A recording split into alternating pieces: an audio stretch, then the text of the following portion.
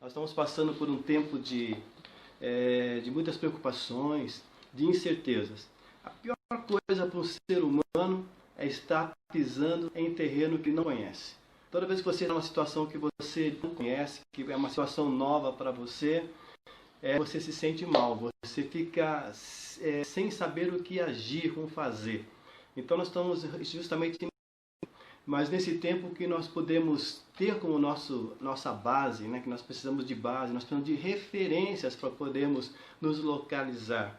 Então a nossa base, as nossas referências é a palavra de Deus. Então nós temos que focar na palavra de Deus e também focar nas nossas memórias, naquilo que nós lembramos que Deus já fez conosco, de momentos que nós passamos difíceis e que foram superados. E se você é um novo convertido, se você está novo na fé, você deve lembrar da tua conversão, como foi que aconteceu, como você estava, o que aconteceu, como foi que Deus agiu na sua vida, e dessa maneira você está uma vida nova, você está passando por um tempo novo, um tempo de alegria, um tempo de bênção, você conheceu a Jesus, recebeu o Pai, então foque nisso.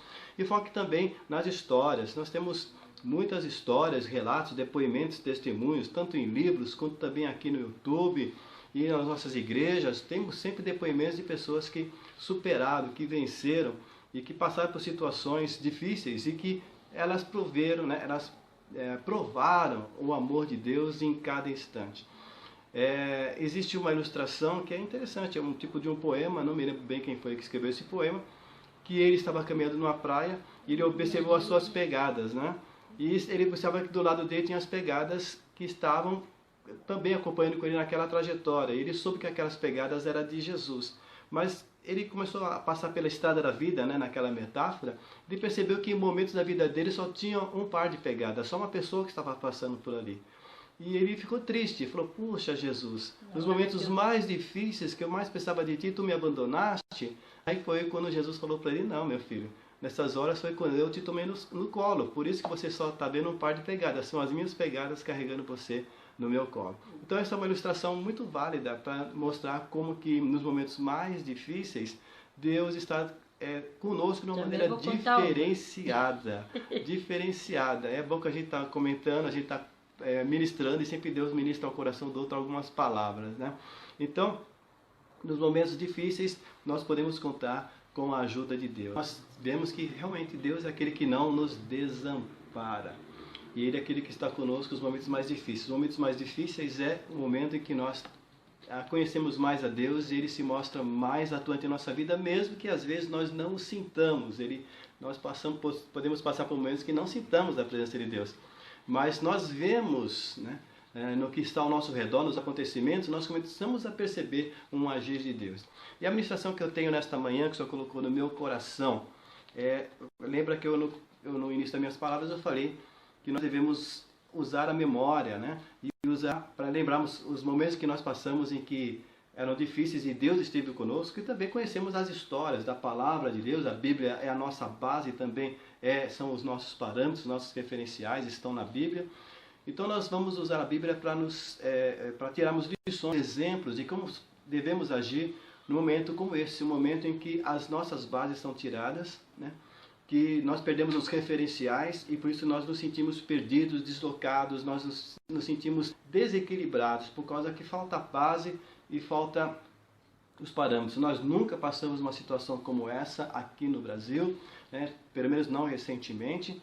E o que aconteceu? Lá no passado já aconteceu isso em outra parte do Brasil, mas nesse momento e de uma forma mundial, como estamos vendo, nós nunca passamos. Então nós estamos com muitas incertezas.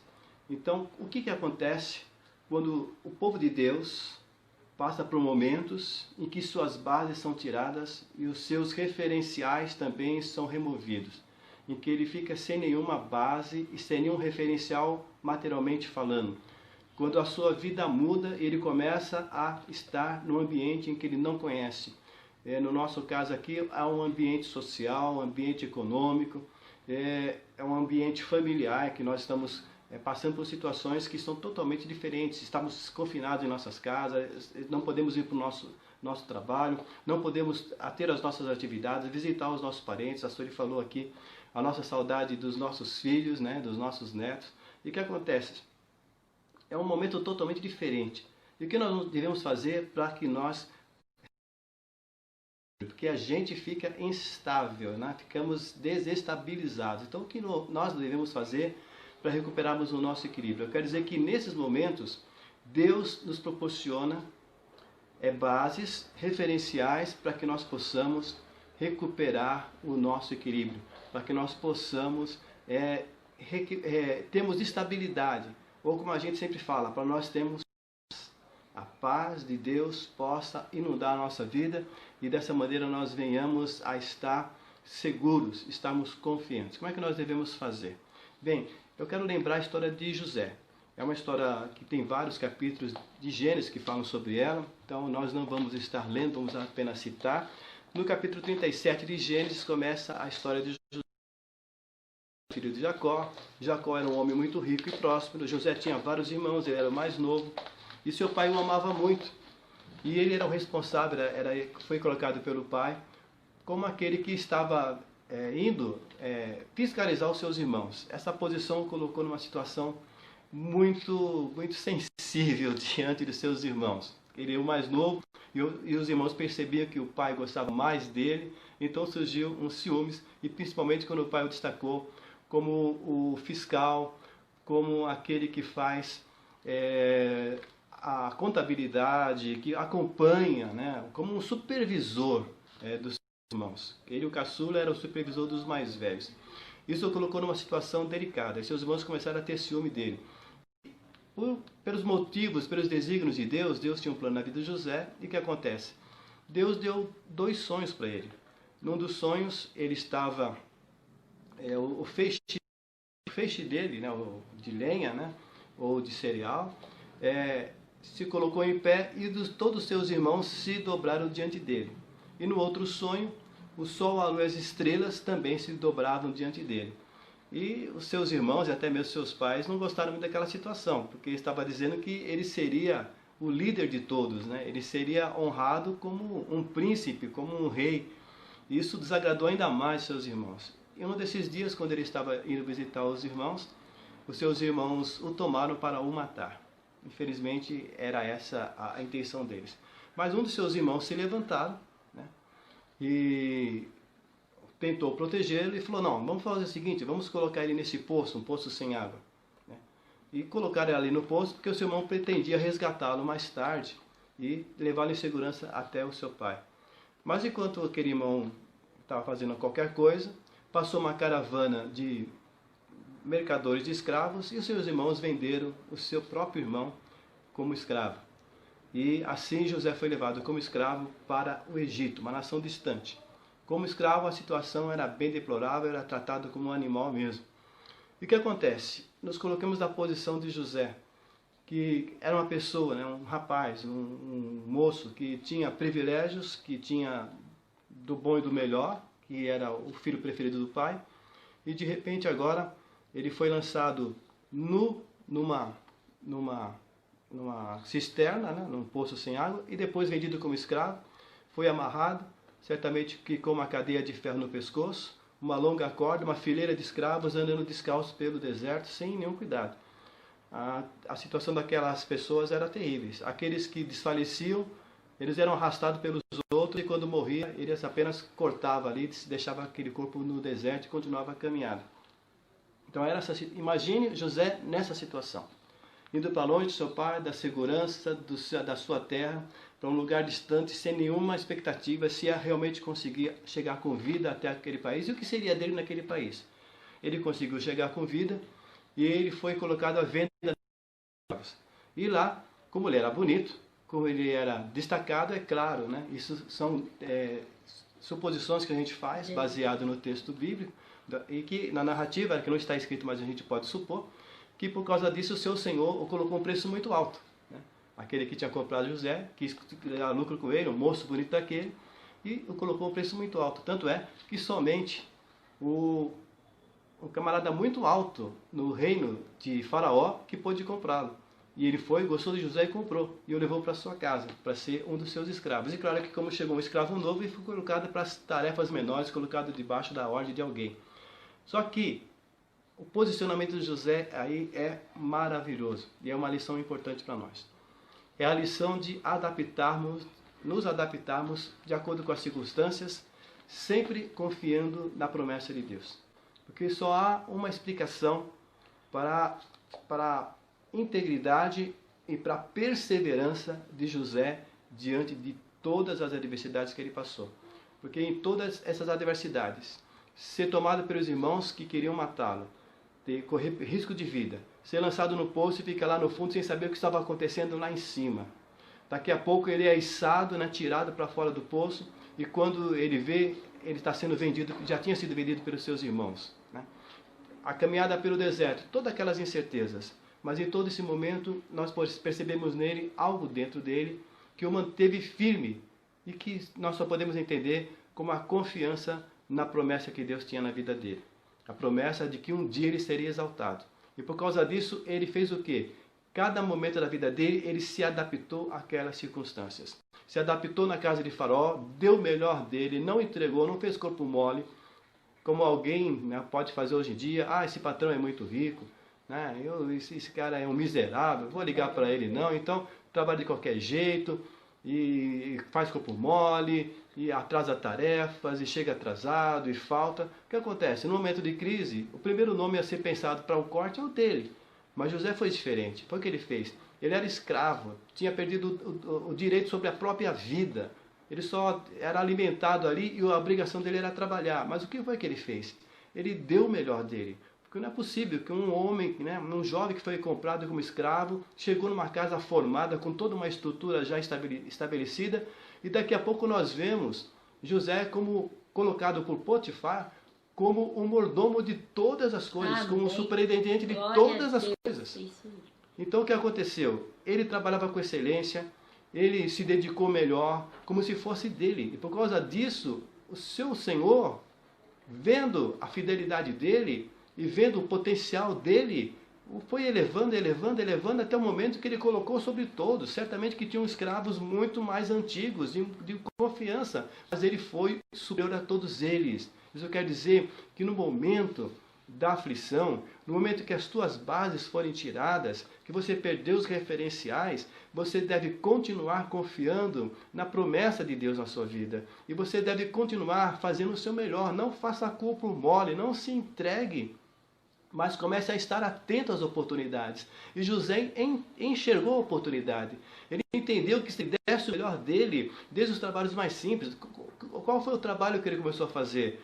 Será recolher as fezes da casa e levar para ser... Porque não tinha a higiene que nós temos hoje. Limpar a casa, cuidar dos animais, fazer o quê? O trabalho pesado no campo, nós não sabemos. Mas nisso ele foi dando o seu melhor, ele sempre fez com excelência, ele nunca fez corpo mole. E por causa disso, ele foi se destacando, adquirindo confiança, até o momento que ele chegou a ser autoridade sobre toda a casa de Potifar. Então o que acontece? Nós entendemos que na sua fidelidade só podia ter uma coisa: confiança em Deus. E outra coisa muito importante que nós aprendemos com ele: José fez a bênção de Deus acontecer. José fez a promessa de Deus se cumprir. Muitos de nós, quando temos promessa de Deus, deixamos as coisas acontecerem, nos entregamos. Já que Deus prometeu, Deus vai cumprir, mas não é bem assim. Eu já tenho pregado na nossa igreja, já tenho pregado nos meus vídeos, que não é assim. Nós temos que fazer as promessas de Deus acontecerem. E foi o que José fez. Ele deu fiel, ele foi com excelência, e por causa disso ele foi se destacando, até chegar a ser aquele que estava sobre todas as coisas. E num determinado momento ele disse: tudo o meu Senhor entregou debaixo das minhas mãos, menos você, de Potifar, que queria ele, que o desejou por ser bonito, forte, por ser inteligente e por se destacar em sobre tudo. Ela ficou olhando para ele e ela o desejou. E o que acontece? Ele foi fiel, não traiu o seu Senhor. E por causa disso, o que aconteceu?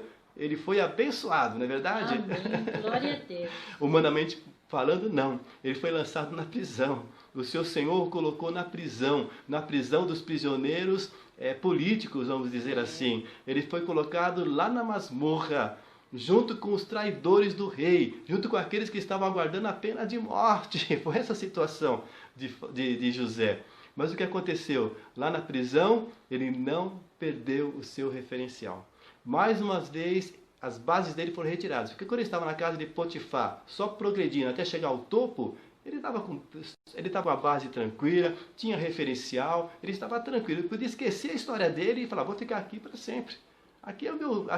Vou morrer aqui como rei, como o mordomo de Potifar. Mas não, ele estava olhando mais à frente. Ele sabia que Deus tinha algo a mais na vida dele. E quando tudo isso foi retirado novamente, ele perdeu todas as bases, ele continuou confiando na promessa de Deus na sua vida. Ele continuou acreditando. E lá na cadeia, ele deu o melhor dele. Na cadeia, ele deu o melhor dele. E por causa disso, ele se destacou na cadeia e alcançou a confiança do carcereiro. E o carcereiro entregou as chaves de todos os presos para ele.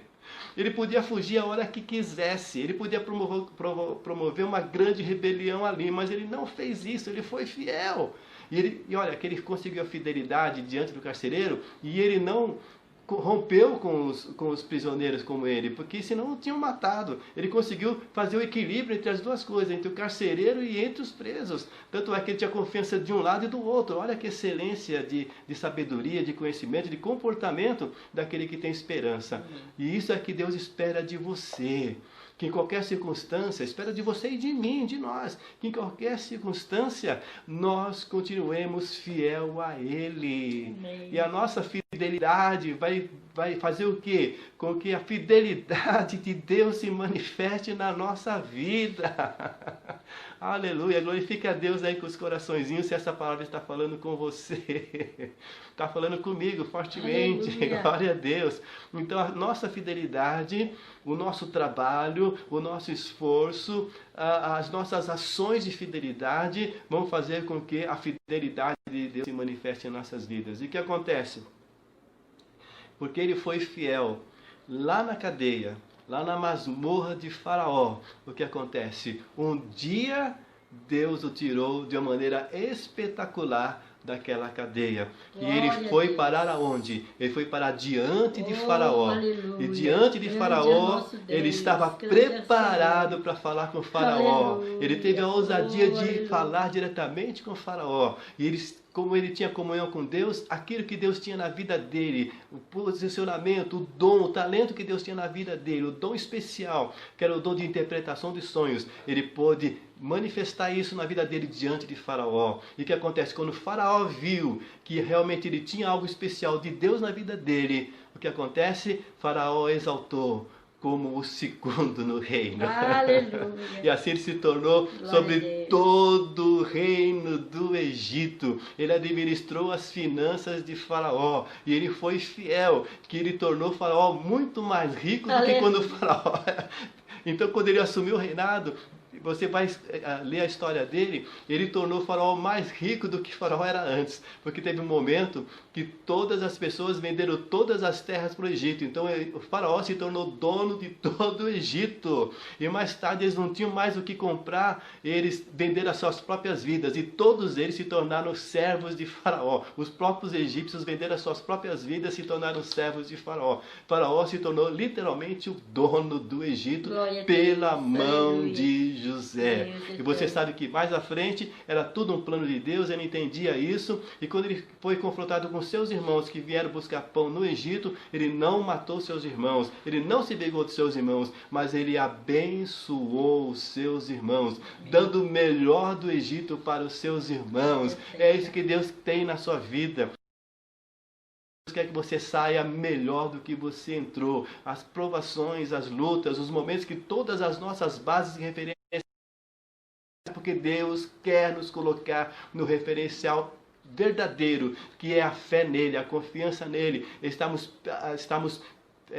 baseados e alinhados com Ele, com a sua vontade. E quando nós fazemos isso, só uma coisa pode acontecer: nós vamos passar por dificuldades, nós vamos sofrer decepções, nós vamos sofrer traições, nós vamos passar apuros e apertos, mas tudo isso é um preparo para algo maior de Deus em nossa vida. E nós, se permanecermos fiel, nós vamos desfrutar o melhor de Deus. Trazendo, contextualizando tudo o que aconteceu com José para os nossos dias, nós podemos dizer o seguinte: Deus tem para a sua igreja na terra um plano excelente para com toda essa situação do coronavírus. E o plano de Deus é que a igreja dele saia mais fortalecida quando sair dessa situação do que agora quando estamos. Deus quer os verdadeiros, os fiéis, aqueles que realmente confiam em Deus, aqueles que no meio do caos, no meio da confusão, no meio da tempestade, estão sendo a única voz de esperança e de segurança, que estão sendo norte, não que estão brigando nas redes sociais, não que estão apontando para um lado para outro, de um lado da direita ou da esquerda, nada disso. Aqueles que não têm esperança, mas aqueles que são fiéis, que estão olhando para Deus, que estão refletindo Deus nas suas palavras, esses serão exaltados. Deus tem um plano excelente para com esses, que depois de toda essa tribulação, dessa luta, sairão mais fortes. É essa a promessa de Deus na nossa vida. Se segure nessa esperança, na certeza que Deus tem o melhor para nós. Continue firme. O teu referencial é a palavra de Deus. A tua base é a fé no Senhor. Então, a base e os referenciais estão no teu coração, estão na tua mente. É a palavra de Deus, é a fé no Senhor. Acreditando, não esmoreça, esteja atento. O mundo está mudando.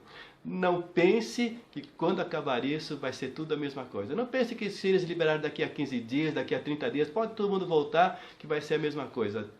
Não vai ser tudo diferente. O mundo mudou e você tem que se preparar agora, para quando as portas abrirem, você estar preparado para você fazer a diferença materialmente, nos negócios, no teu trabalho. Esteja preparado para outras coisas, porque o mundo mudou, as necessidades são diferentes, e se você estiver preparado, você vai se destacar quando as portas se abrirem. Isso Deus fala para a tua vida hoje. Receba como uma palavra profética para a tua vida hoje. Aproveite esse tempo de reclusão para se preparar. Se prepare, porque quando as portas se abrirem, o mundo vai ser diferente e os outros vão estar perdidos e você vai estar norteado naquilo que Deus colocar no teu coração, em todas as áreas da tua vida. Você que é obreiro, você que é pastor, vai ser diferente os cultos, vai ser diferente a forma como você vai agir com a igreja. Você que é empreendedor, você que é empresário, vai ser diferente o mundo. Não pense que vai ser a mesma coisa. Então se prepare para o que vai ser diferente. E também você que é funcionário, que é empregado, se prepare, o mundo vai ter novas exigências, a tua empresa vai ter novas exigências, esteja preparado. Então é tempo de se preparar, é tempo de se preparar. A Sueli falou uma palavra aqui, renovação, e automaticamente veio na minha cabeça uma mensagem aqui, metamorfose. Aleluia. Essa é a palavra, metamorfose. Uma lagarta, ela come, era um vermezinho, daqui a pouco tempo ela está um bicho enorme. Daqui a pouco, quando ela está na melhor forma dela, ela constrói um casulo, ela entra naquele casulo, fica lá dentro, apertado. E quando nós vemos filmagens em alta velocidade do que acontece no casulo, é muitas convulsões. Ela passa por muitas convulsões, então certamente que o sofrimento que ela passa ali é muito grande. Mas daqui a pouco, passa todo aquele momento. E quando começa a abrir aquele casulo, né? Sai de lá o quê? Não sai mais uma lagarta, sai uma linda borboleta. Então nós estamos no tempo de casulo. Então se prepare, use esse tempo de casulo para se preparar, para quando sair do casulo, você vai se destacar como alguém diferente, como alguém que vai brilhar, como alguém que não vai estar preso à terra, mas como alguém que vai voar e vai se destacar diante dos outros. Essa palavra de Deus para a tua vida. Se essa palavra falou com você, glorifique a Deus aí, dá coraçãozinhos aí. Glorificado seja o nome do Senhor. Aleluia. Glorificado seja o nome do Senhor. Deus abençoe todos aqueles que estão conosco. Vamos estar orando. A Surinha aqui estava copiando os nomes. Olha, Senhor, por cada um que está aqui nesse o nome de cada família, Senhor, que participou desse culto, Pai. Invada, Senhor, toda a casa com cura. Nós apresentamos, Pai, cada um dos teus cada um filhos, desses, Pai. seus familiares. Oh, Pai, que sobre cada ansiedade, Jesus, angústia, em nome de perplexidade, inquietação.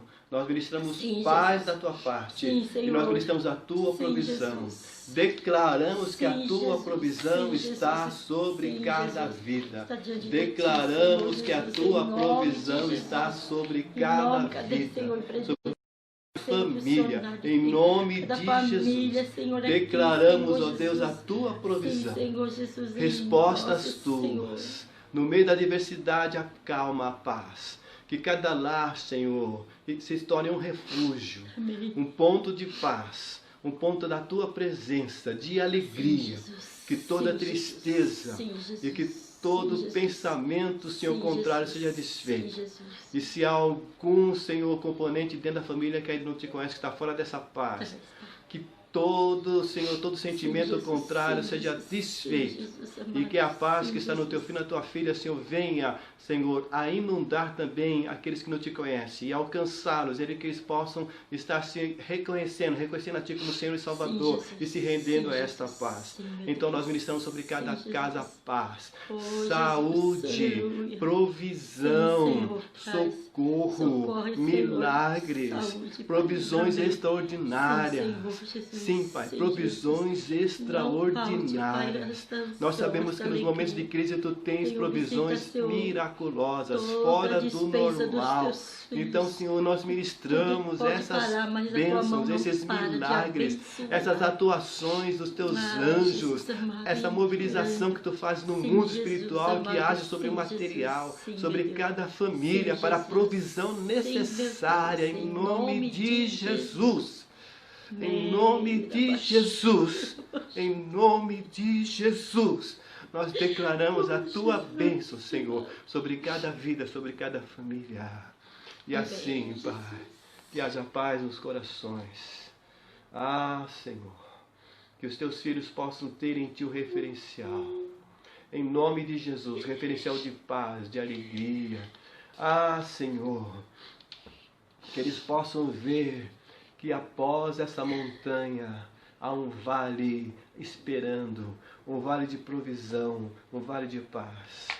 Que eles possam entender que nessa caminhada, Senhor, nessa caminhada por caminhos escuros, tenebrosos, desconhecidos, em que o medo quer tomar conta, mas a Tua palavra diz: ainda que eu ande pelo vale da sombra da morte, não temerei mal algum, porque Tu estás comigo. Então, meu irmão, fica nessa palavra: Tu estás comigo. Quando o temor vier ao teu coração, as perguntas, as inquietações, as dúvidas, o pavor quiser tomar conta de você, você menciona isso. Pare tudo que está fazendo, respira fundo, no peito, no teu coração, e você vai dizer: eu não temerei, porque Tu estás comigo. Tu estás comigo. E vai repetindo essa frase até você sentir a paz de Deus inundar o teu peito, inundar o teu coração, e você sentir a tua mente ser anuviada, os pensamentos serem acalmados através da paz inundar o teu coração. Põe a tua mão no teu peito e diga: Tu estás comigo. Tu estás comigo. Tu estás comigo. Faça isso e você vai sentir a paz de Deus sobre a tua vida. Em nome de Jesus. Essa fase, essa acontecendo nas nossas vidas, ela tem uma finalidade. É um momento de convulsão, de dor, de apreensão, de incertezas, mas nós estamos refugiados em Deus. Refugiados em Deus. E é interessante que os casulos não são atacados, né? São feios, são feios, não chamam atenção, então não são atacados. Deus providenciou uma forma de elas não serem atacadas. Então você também está protegido nesse casulo, que pode parecer que é provação, que é dor, que é sofrimento, mas a verdade é proteção de tudo que está acontecendo. Preparo para algo melhor de Deus para a tua vida. Receba essas palavras que Deus tem ministrado ao meu coração, para o teu coração, para a tua vida, para as nossas vidas. Estamos debaixo de promessa, estamos como José. Passar por onde passarmos não tem importância, nós temos que nos adaptar, não vamos nos acomodar, vamos estar atentos, vamos buscar saber como vai ser o mundo depois. E o que eu posso fazer que o mundo está precisando em todas as áreas, no teu ganha-pão, como que você pode fazer, como você tem que adaptar o teu trabalho, as habilidades que você precisa adquirir para que quando acontecer a abertura você esteja preparado. Eu tenho até colocado no meu Facebook uma frase lá: costureiras, preparem máscaras, muitas máscaras, porque vai ser grande a demanda quando abrirem-se as portas. Então cada um tem a sua demanda. Vai haver novas necessidades. Você esteja preparado para aquilo que vai ser necessário. Em nome de Jesus. Você que trabalha com alimentação, você sabe que você vai ter que ter uma forma bem higiênica, garantida de você entregar isso. Então já esteja preparado. Veja o que é necessário, se prepare. Adquira confiança. Enquanto os outros vão querer fazer a mesma coisa do mesmo jeito, você vai apresentar um produto diferenciado, esterilizado. E assim você vai ter o quê? A confiança, e você vai adquirir mais e mais clientes. A Sueli falou, os psicólogos vão ter muito trabalho. Eu como coach também vou ter muito trabalho. Mas estamos aqui para servir a Deus e a igreja. Então há provisão para a sua vida, tenha certeza. Eu quero dizer um segredo para você. A história mostra que nas crises sempre tem alguém que ganha muito, tá? Guarde isso, porque eles enxergam as oportunidades da crise. Vai no Google, digita Oshiro Honda, se não me engano é o nome dele, que é o fundador da Honda. Veja a história desse homem. Ele aproveitou as crises que ele passou pela guerra mundial, o país dele foi arruinado, e em todas as ruínas, em todo momento de ruína na vida dele, ele conseguiu construir e se tornou um dos maiores impérios automobilísticos do mundo. Então veja a história dele e veja como ele se adaptou diante das crises. E assim fica com essa palavra, essa meditação. José, sim, você é José, José do Egito. Você é a Maria, Maria do Egito. Olha, você está debaixo de bênção no deserto, na casa de Potifar, na prisão, onde você estiver. Um dia você vai, daqui a pouco, vamos se abrir e você vai estar diante de Faraó, ou seja, diante da oportunidade, uma oportunidade gigantesca. Esteja preparado, em nome de Jesus. Quer saber como você pode estar preparado logo após a abertura da quarentena para os novos desafios, estar pronto para as novas oportunidades?